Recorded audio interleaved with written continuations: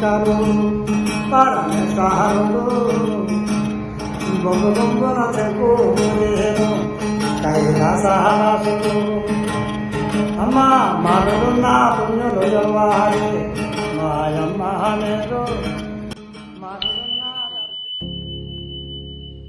మాట్లాడడం నాకు ఇష్టం, మాట్లాడించటం అంతకన్నా ఇష్టం, మాటల్ని ఆస్వాదించటం మరీ ఇష్టం. ఎందుకో నేను ఎవరిని పలకరించినా అవి మాటలు కాదు, స్ఫూర్తి మంత్రాలు అన్నట్టుగా మాట్లాడతారు. శివంపేట పల్లె కళాకారులు నారాయణ గారిని పలకరించాను. ఎంత సంతృప్తి, ఎంత బేఫికర్తనం, సమాజం మీద ఎంత నమ్మకం ఆయనకి.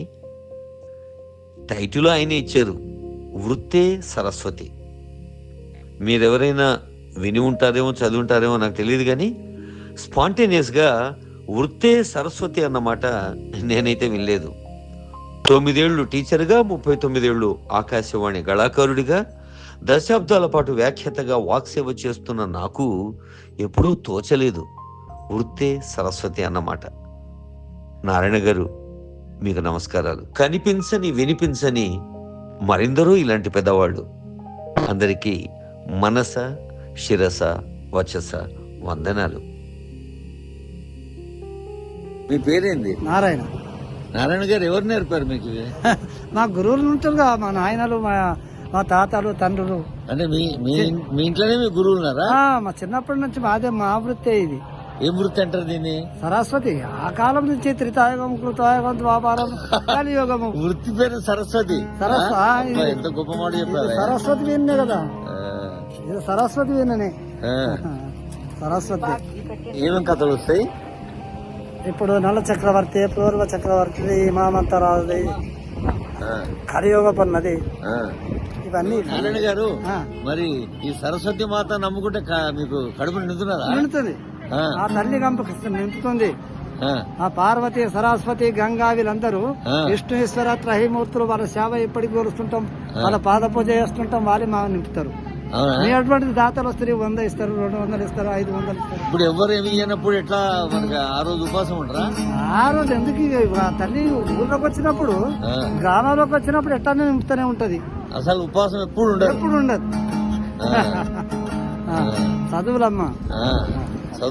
చదువులమ్మ సరస్వతి, ఆమె నేర్పినటువంటి విద్య ఆమె కడుపు నింపుతుంది. అంటే ఇప్పుడు చదువులమ్మ సరస్వతి అంటే మాసుంటి వాళ్ళు ఏమనుకుంటారంటే పుస్తకాలు, నోట్బుక్లు, కంప్యూటర్లు, పెద్ద పెద్ద చదువులు. ఇప్పుడు ఇది కూడా చదివే అయితే? చదివే, ఇది కూడా ఈ చదువులో ఏం చెప్తావు నువ్వు పబ్లిక్?